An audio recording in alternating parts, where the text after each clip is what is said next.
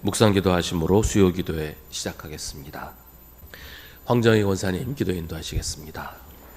사랑과 은혜가 풍성하신 하나님 아버지, 오늘도 우리들을 보호하여 주시고 수요 기도의 자리로 인도하심을 감사드립니다. 이 시간 온 마음과 뜻과 정성을 다하여 주님께 나아갑니다.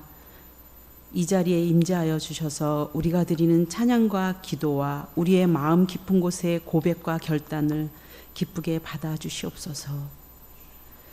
하나님 아버지, 먼저 우리의 연약함과 부족함을 고백합니다. 아버지의 나라와 의를 구하기 전에 먹을 거, 입을 거, 쓸 것을 먼저 찾았습니다.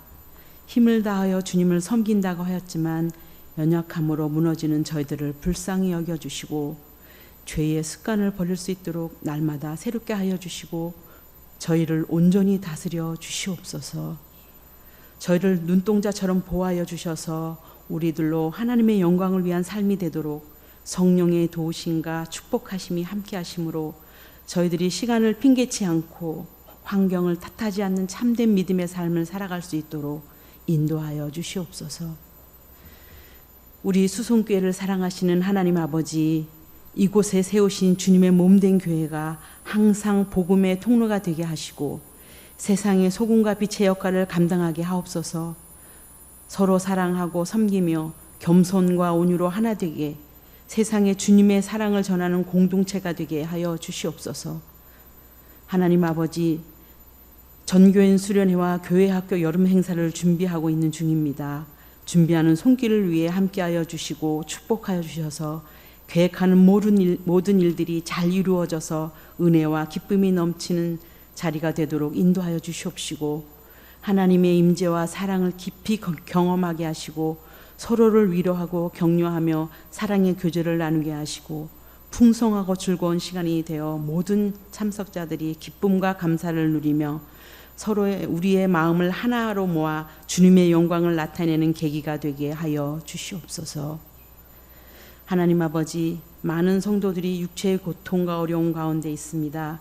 질병 가운데 있는 분에게 치유의 은혜를, 또한 외롭고 지친 자에게는 따뜻한 위로를, 진로와 삶의 방향을 고민하는 이들에게는 확신과 지혜를 더하여 주셔서 하나님의 선하신 뜻을 기다리는 마음에 주님의 평강이 임하게 하여 주시옵소서. 인류 역사를 주관하시는 하나님 아버지, 세계 곳곳에서 고통받는 이들을 기억하여 주시고 전쟁과 기근, 자연재해로 신음하는 이들에게 하나님의 위로와 구원을 베풀어 주시옵소서.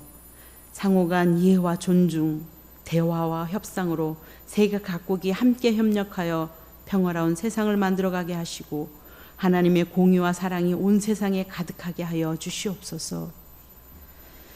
하나님 아버지, 이 땅의 자유와 평화를 위해 희생한 수많은 이들의 헌신을 기억하게 하여 주시고 지금도 나라와 평화를 위해 수고하는 이들을 주님께서 친히 위로하여 주시고 이제는 남북이 분단의 아픔을 넘어 하나 되게 하시고 자유와 민주, 시장 경제의 가치를 공유하며 함께 번영하는 통일을 이루어가게 하여 주시옵소서. 하나님 아버지, 이제는 분열과 다툼이 아닌 화해와 회복을 이루어 지도자들에게 정직과 지혜를 주시고 모두가 존중하며 더불어 살아가는 성숙한 사회가 되게 하여 주시옵소서. 하루속히 국내외의 어려운 상황과 정치 경제 위기를 극복하며 온 국민이 올바른 판단과 분별력으로 세계와 나라를 바라보는 지혜로 이겨나가게 하여 주시고 상식과 법치, 정의가 회복되며 자유와 시장 경제가 회복되며 절망에서 희망을 바라보게 인도하여 주시옵소서. 진리의 하나님 아버지, 이 시간 말씀을 전하신 목사님을 성령의 인도하심과 권능으로 덧입혀 주셔서 말씀을 통하여 우리의 삶이 능력으로 나타내게 하시고 말씀으로 힘을 얻게 하시고 이 어렵고 힘든 때를 믿음으로 승리하게 하여 주시옵소서. 우리의 삶을 의로운 오른손으로 강하게 붙드시며 의의 길로 인도하시는 예수 그리스도의 이름으로 감사하며 간절히 기도드립니다. 하나님의 말씀 에베소서 6장 10절부터 24절입니다. 끝으로 말합니다. 여러분은 주님 안에서 그분의 힘찬 능력으로 굳세게 되십시오.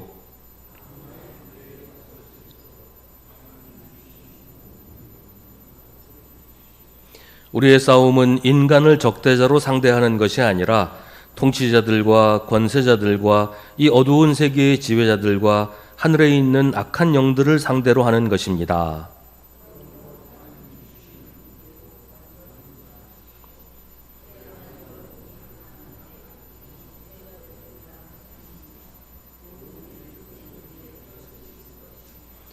그러므로 여러분은 진리의 허리띠로 허리를 동이고 정의의 가슴막이로 가슴을 가리고 버티어 서십시오. 이 모든 것에 더하여 믿음의 방패를 손에 드십시오. 그것으로써 여러분은 악한 자가 쏘는 모든 불화살을 막아 꺼버릴 수 있을 것입니다.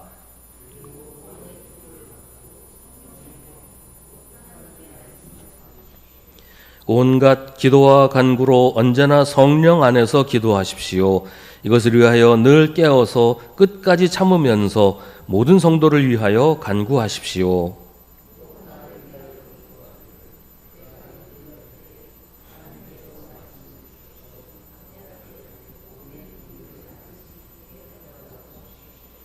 나는 사슬에 매여 있으나 이 복음을 전하는 사신입니다. 이런 형편에서도 내가 마땅히 해야 할 일을 담대하게 말할 수 있게 기도하여 주십시오.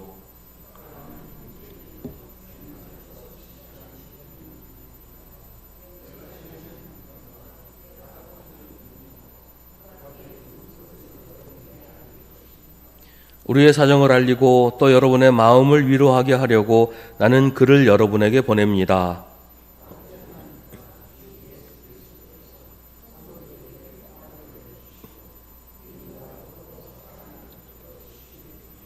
함께 했습니다. 우리 주 예수 그리스도를 변함없이 사랑하는 모든 사람에게 은혜가 있기를 빕니다. 아멘. 에베소서는 줄곧 교회에 관해서 이야기를 해왔습니다. 교회가 무엇인지 설명하고 교회가 바로 서기 위해서 필요한 것들을 이야기했습니다. 이제 에베소서의 마지막 부분에서는 좀 더 현실적인 이야기를 합니다. 교회는 세상에 존재합니다. 세상 밖에 있는 것이 아니고 세상과 담을 쌓고 그 안에 숨어 있는 것도 아닙니다. 교회는 세상의 한복판에서 예수 그리스도의 구원을 선포하고 하나님의 나라를 증언하면서 살아갑니다. 그렇기 때문에 여러 가지 현실적인 어려움도 당할 수밖에 없습니다. 오늘 말씀에서는 교회가 당하는 어려움을 악마의 관계라고 설명을 합니다. 악마의 관계란 어떤 것일까요? 악마는 그 관계를 통해서 무슨 일을 하려는 것일까요? 악마의 관계는 결국 하나님의 백성이 하나님의 백성답지 못하게 만드는 거예요. 여러 가지 방법을 통해서 하나님의 백성으로의 모습을 잃어버리게 만들고 세상과 별반 다를 게 없이 만드는 게 악마의 관계입니다. 그게 악마의 목표이고 그 목표를 이루기 위해서 사용하는 여러 가지 수단이 아주 간교하고 아주 교묘하게 사람을 속이는 그런 일들이라는 것이죠. 그러니까 악마의 관계에 맞선다는 것은 그리스도인이 그리스도인답게 하나님의 자녀가 하나님의 자녀답게 사는 것입니다. 그래서 오늘 말씀은 그리스도인답게 살기 위해서 우리가 해야 할 일을 이야기합니다. 먼저 하나님이 주시는 온몸을 덮는 갑옷을 입으라고 합니다. 이 말은 우리의 모든 삶이 하나님의 뜻 안에 있어야 한다는 말이에요. 갑옷을 입는다는 것은 하나님의 뜻 안에서 우리가 살아야 한다. 하나님의 뜻이 갑옷처럼 우리를 감싸도록 그 안에서 살아야 된다. 그런 의미입니다. 그러니까 여기서 온몸을 덮는 갑옷이라는 말을 하는데 어떤 부분은 하나님의 말씀대로 사는데 어떤 부분은 또 하나님과 상관없이 내 마음대로 살고 이래서는 안 된다는 것이죠. 온몸을 덮는 갑옷을 입고 살아야 된다. 입고 싸워야 된다. 옛날 이제 그리스 신화에 나오는 그리스 신화는 아니고 그 옛날 그 시대 이제 소설에 나오는 아킬레스처럼 아킬레스가 이제 지금 사람 말하면 아킬레스 건 쪽에는 무방비가 상태가 되잖아요. 온몸이 용의 피를 뒤집어 써가지고 칼도 찌르지 못하는 이제 그런 몸이 됐는데, 그때 이제 발뒤꿈치에 어떤 판에서는 거기 나뭇잎이 앉았다 그러고, 어떤 판에서는 그 엄마가 그 부분을 잡고 해서 그랬다고. 아무튼 아킬레스건 있는 부분에는 그 용의 피가 덮이지 않아서 그 부분이 약점이 되고 결국 그것 때문에 죽잖아요. 그런 것처럼 어느 한 부분이 하나님의 뜻과 상관없는 부분이 있으면 악마는 그 부분을 통해서 우리에게 침투하고 우리를 상하게 만들고 상처를 주고, 그래서 우리 몸 전체가 무너지게 만드는 그런 간계를 쓴다 이거예요. 그래서 온몸을 덮는 갑옷을 입어야 된다는 얘기입니다. 어떤 부분은 하나님의 뜻대로 살지만 어떤 부분은 그렇지 않다고 하면 그건 온몸을 그 작은 부분 하나 때문에 망가뜨리는 일이 된다. 사람 몸의 뼈의 개수가 206개라고 하더라고요. 어렸을 때는 270개였다가 자라면서 뼈들이 서로 합쳐지면서 206개가 된다고 합니다. 그런데 그 200개가 넘는 뼈 가운데 하나만 부러져도 온몸이 힘을 쓰지를 못해요. 206개 뼈 중에 205개가 멀쩡하고 하나만 부러져도 온몸의 맥이 다 풀립니다.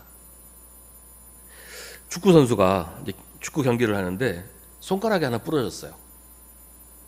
축구는 발로 하는 거니까 손가락 하나 부러져도 상관없잖아요. 근데 축구 못해요. 들려 나가야 돼요.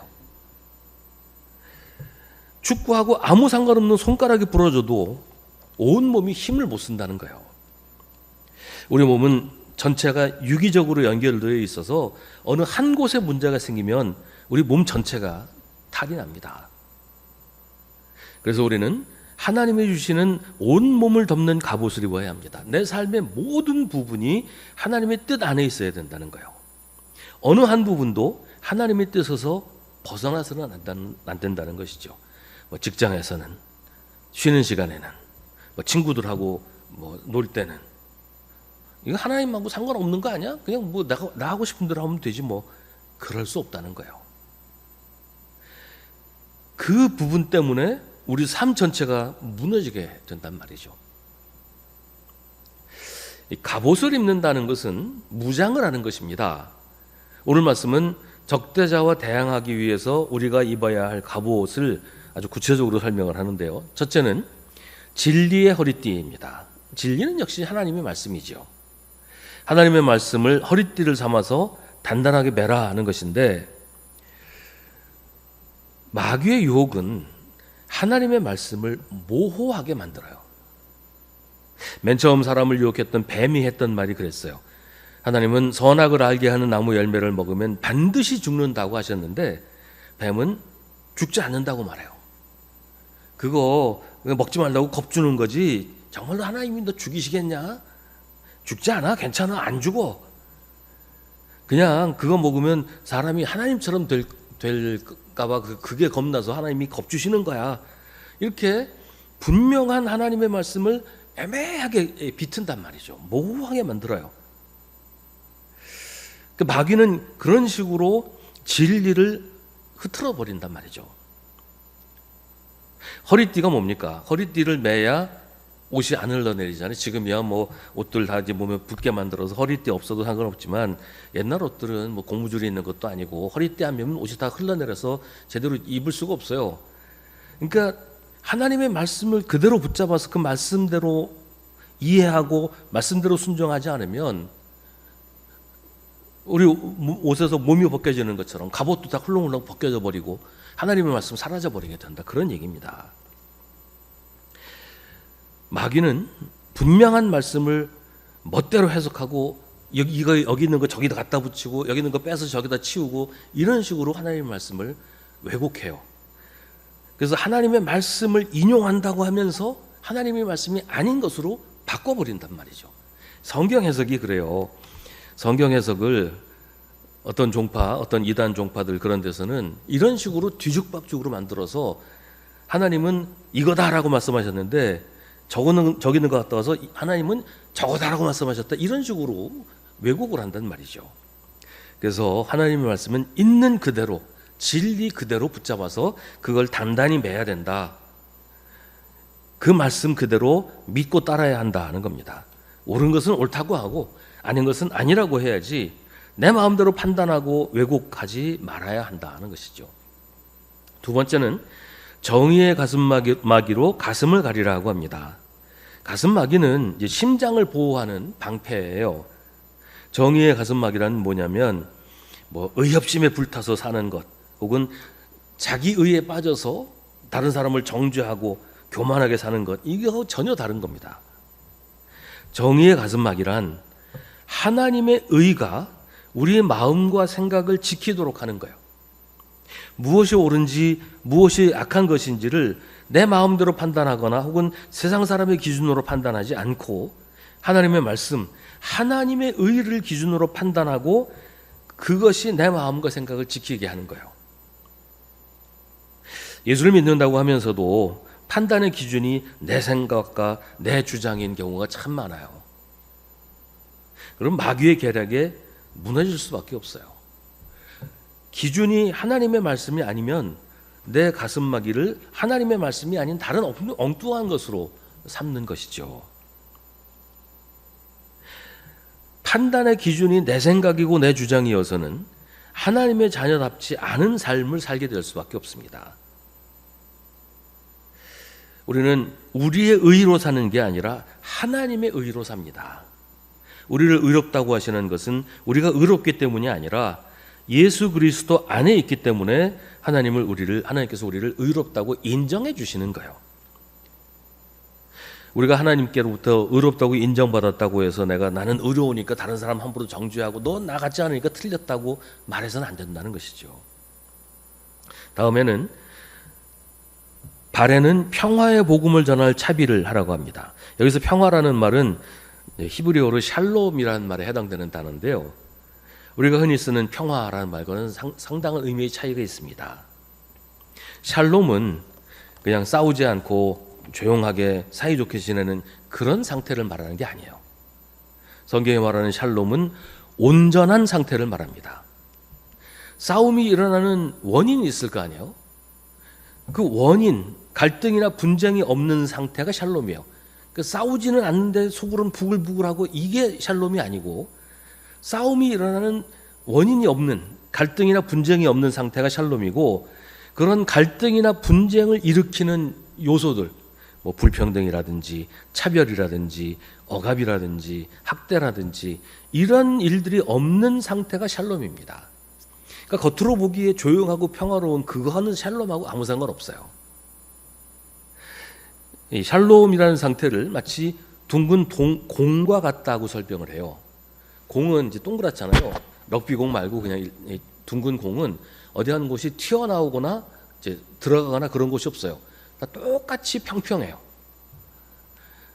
평화란 그렇다는 겁니다. 누가 막 치솟아 올라가고 누군 막 억눌리고 이건 평화가 아니라는 거죠. 샬롬은 모두가 다 공평하고 모두가 다 자유롭고 모두가 평등한, 누가 누구에게 복종을 해야 된다거나 억눌린다거나 이런 상태, 이런 게 없는 그런 상태가 샬롬인데, 평화의 복음, 샬롬의 복음이란 말은 예수 그리스도 안에서 누구도 차별이나 배제를 당하지 않는 것을 말합니다. 유대인이나 이방인이나 남자나 여자나 종이나 자유인이나 차별이 없고 모두가 그리스도 안에서 하나인 상태가 샬롬입니다. 복음은 세상을 샬롬으로 만듭니다. 평화의 복음을 전한다는 것, 샬롬의 복음을 전한다는 것은 그런 세상, 그러니까 하나님 나라를 선포한다는 말이에요. 이 모든 것에 더하여 믿음의 방패를 손에 들라고 합니다. 믿음을 방패로 삼으라는 것입니다. 악마의 관계, 세상의 모든 공격을 믿음으로 막아내라는 것입니다. 세상을 살면서 겪어야 하는 모든 어려움들, 힘들고 아픈 일들을 믿음으로 견디고 이겨내라는 것입니다. 우리가 빠지기 쉬운 유혹이 어려운 일을 만났을 때 그걸 믿음이 아니라 다른 것으로 이겨내려고 하는 거예요. 사람의 도움이나 재물의 힘이나 권력의 힘으로 어려움을 이겨내려고 하는 것인데요. 그거 가지고는 안 된다는 거예요. 물론 모든 도움을 다 물리치고 기도만 하라, 그건 아니에요. 몸이 아파도 약도 먹지 말고 병원도 가지 말고, 혹은 뭐 크게 어려움 당했는데 누가 도와주겠다는데 난 하나님이 도와줄 테니까 도움 필요 없어. 그건 잘못된 겁니다. 그런 얘기 있잖아요. 어떤 마을에 크게 홍수가 났어요. 그 사람들이 다 대피했는데 어떤 사람은 그 지붕에 올라가서 구조선이 와서 타라고 구해주겠다고 했는데 나는 여기서 안 내려간다고. 하나님이 직접 구해주실 거니까 구조선 필요 없다고. 그러다 결국 물에 빠져 죽었다는 얘기 있잖아요. 그건 잘못된 겁니다. 그런 얘기가 아니에요. 믿음의 방패를 손에 들라고 하는 것은 하나님의 도우심을 최우선으로 삼고 하나님께서 도우시는 것을 믿음으로 받아들이는 것이에요. 그게 사람의 손길일 수도 있고 뭐 다른 어떤 여러 가지 방법일 수 있지만, 하나님께 기도하고 하나님이 보내주시는 도움을 분별해서 그걸 붙잡고 어려움을 이겨내는 것이죠. 하나님을 믿지 않고 다른 도움으로 문제가 해결되기를 기대하지 않는 것이고, 하나님을 믿어서 하나님의 도우심을 구체적으로 받아들이는 거예요. 만약에 하나님을 믿지 않고서 하나님께 도움을 구하지도 않고서 어떤 누가 도와줘서 문제가 해결되기 시작하면 그 다음부터는 하나님 없이 살게 될 겁니다. 하나님 안 도와줬어도 뭐 얼마든지 살 수 있네. 하나님 말고 다른 도움이 훨씬 나한테 직접적으로 도움이 되네. 그 다음부터는 하나님 도움 바라지 않을 거 아니에요. 하나님께 기도도 하지 않을 것이고, 그 다음부터는 어디 나 도와줄 사람 없나, 뭐 도와줄 거 없나, 그것만 찾아도 다닐 거 아닙니까? 그게 악마의 관계예요. 하나님의 도우심 없이 문제를 해결하려고 하는 그 마음, 그리고 한 번, 두 번 그런 식으로 해결되면 그 다음부터는 하나님 제쳐놓고 그것만 따라다니게 되는 것. 이게 악마의 관계란 말이에요. 하나님 없이 살게 만드는 게 악마의 목표잖아요. 믿음의 방패는 악한 자가 쏘는 모든 불화살을 막아서 꺼버릴 수 있게 합니다. 모든 것을 이기는 힘은 믿음에서 온다는 거예요. 믿음 아니고는 성공도 실패일 수밖에 없습니다. 하나님의 도우심이 아닌 어떤 도움이라도 그게 나에게는 도움이 되지 않아요. 그건 악마의 관계일 뿐입니다. 그리고 구원의 투구를 쓰라고 합니다.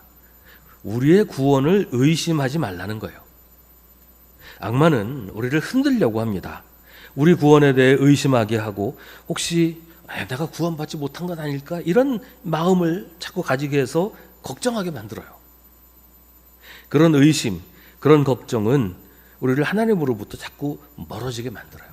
하나님을 의심하게 하고 하나님의 사랑을 의심하게 만들어요. 우리의 구원은 하나님이 하시는 일입니다. 하나님은 우리가 예수를 믿으면 구원하신다고 분명히 말씀하셨어요. 그러니까 우리의 구원은 믿음에서 오는 거예요. 우리가 할 수 있는 일이 아닙니다. 우리가 할 수 없는 일 때문에 걱정하고 불안해하는 건 어리석은 일이죠. 우리가 할 일은 내가 구원받았을까? 혹시 내가 구원받지 못했으면 어떡하지? 하나님이 나를 구원하지 않았으면 어떡하지? 이런 걸 걱정하는 게 아니고 구원받은 사람으로 사는 겁니다. 하나님의 백성으로, 하나님의 자녀로 살아가는 것입니다. 그게 우리가 할 일이에요.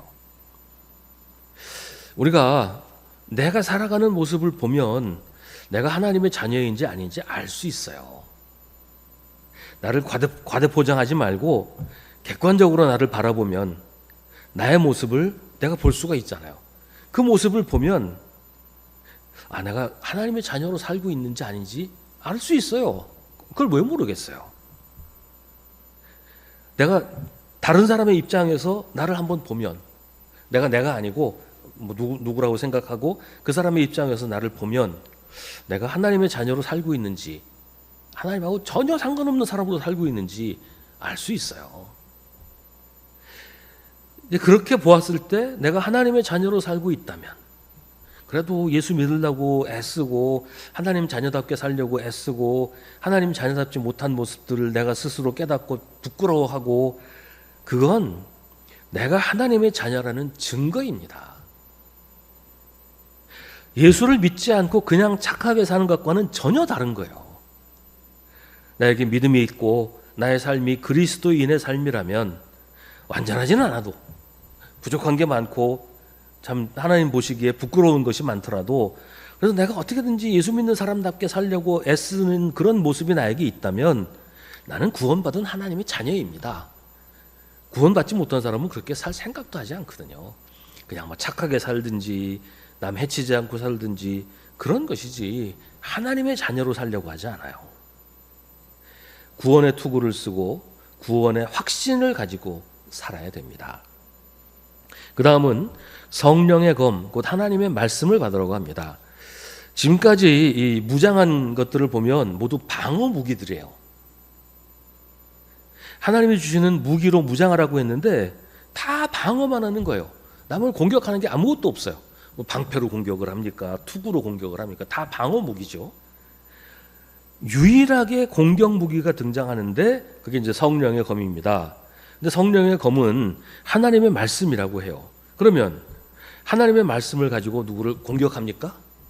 하나님의 말씀을 가지고 사람을 뵙니까? 이게 하나님의 성령의 검은 뭘 말하는 것일까요? 하나님의 말씀으로 우리가 할 수 있는 게 뭐예요? 하나밖에 없죠.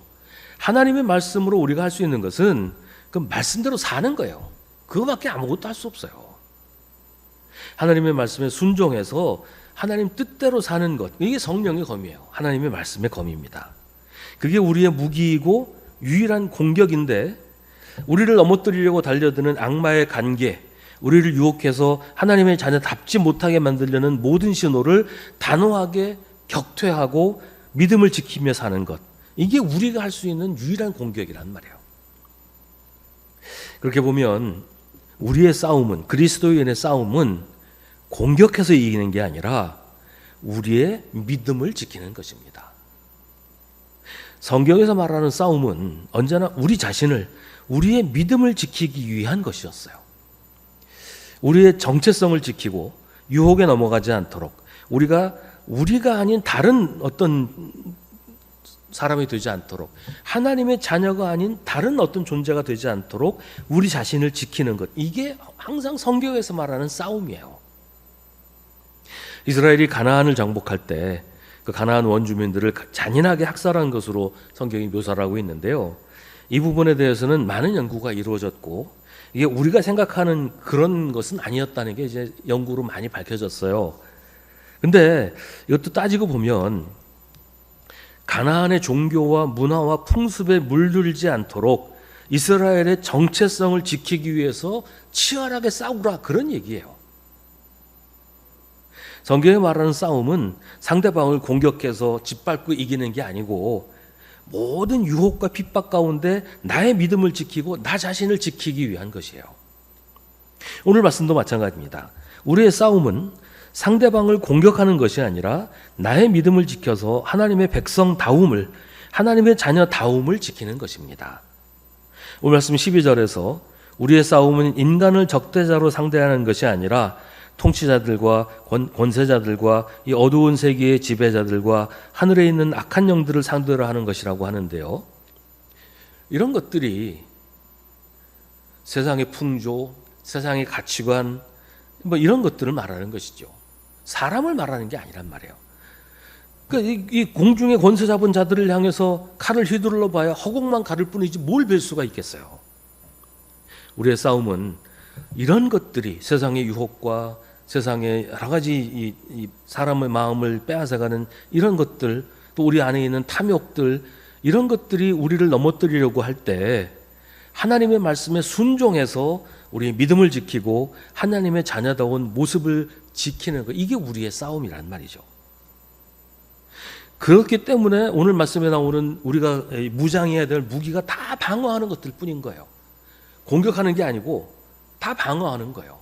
왜냐하면 우리의 싸움은 누구랑 싸워서 이기는 게 아니라 우리 자신을 지키는 것이기 때문이에요. 나의 믿음을 지키고 나의 하나님의 자녀로서의 정체성을 지키는 것, 이게 우리의 싸움이라는 것입니다. 교회가 교회다운 것이 어떤 걸까요? 교회가 교회다움을 지키기 위해서 뭘 해야 할까요? 교회나 무슨 기독교 단체가 자꾸만 누군가를 공격하고 싸워서 이기려고 하는 모습을 많이 보는데요. 이건 하나님의 방법이 아닙니다. 뭐 오래전 일이지만 한때 뭐 학교마다 단군상 이렇게 세웠던 적이 있었잖아요. 그때 어떤 목사님들이 단군상 목을 베는 이런 일들을 했다가 나중에 실형도 받고 그랬는데, 이게 싸움이 아니에요. 요즘도 무슨 대규모 집회를 하면서 교회가 정치 집단화 해가지고 막 누구를 공격하고 이런 걸 참 많이 보는데요. 그게 교회다운 모습이 아니에요. 우리의 싸움은 세상의 유혹으로부터 우리 자신을 지키는 것입니다. 우리 마음속에 미움이 생길 때 미워하지 않기 위해서 막 나 자신과 싸우는 거, 이게 싸움이에요. 누구를 막 미워하고 욕하고, 이게 싸움이 아니에요. 세상에 물들지 않고 세상과 타협하지 않고 하나님이 주신 우리의 모습, 하나님의 자녀의 모습을 지키고 유지하는 것이 우리의 싸움입니다. 사랑하고 용서하고 품어주는 것, 이해하고 관용하는 것, 자비한 마음으로 함께 아파하고 함께 울어주는 것, 그게 그리스도인의 모습이에요. 자꾸 우리 기독교인이 혹은 교회가 세상과 싸우려고 덤비면 결국은 그게 세상 권세와 부귀영화를 얻기 위한 싸움밖에 되지 않아요. 역사적으로 항상 그래왔어요.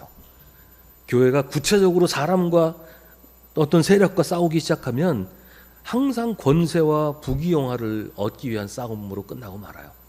그리고 항상 교회의 타락을 가지고 말았죠. 바울은 18절에서 우리에게 당부합니다. 온갖 기도와 간구로 언제나 성령 안에서 기도하십시오. 이것을 위하여 늘 깨어서 끝까지 참으면서 모든 성도를 위하여 간구하십시오. 싸워서 이기려고 애쓰지 말고 나를 지키려고 애쓰라고 합니다. 나의 믿음을 지키고 내가 가져야 할 모습을 지키려고 애쓰라고 합니다. 끝까지 참으면서 믿음을 지키라고 합니다. 그게 교회와 그리스도인의 싸움입니다. 하늘에 계신 우리 아버지, 아버지의 이름을 거룩하게 하시며 아버지의 나라가 오게 하시며 아버지의 뜻이 하늘에서와 같이 땅에서도 이루어지게 하소서. 오늘 우리에게 일용할 양식을 주시고 우리가 우리에게 잘못한 사람을 용서하여 준 것 같이 우리 죄를 용서하여 주시고 우리를 시험에 빠지지 않게 하시고 악에서 구하소서. 나라와 권능과 영광이 영원히 아버지의 것입니다. 아멘.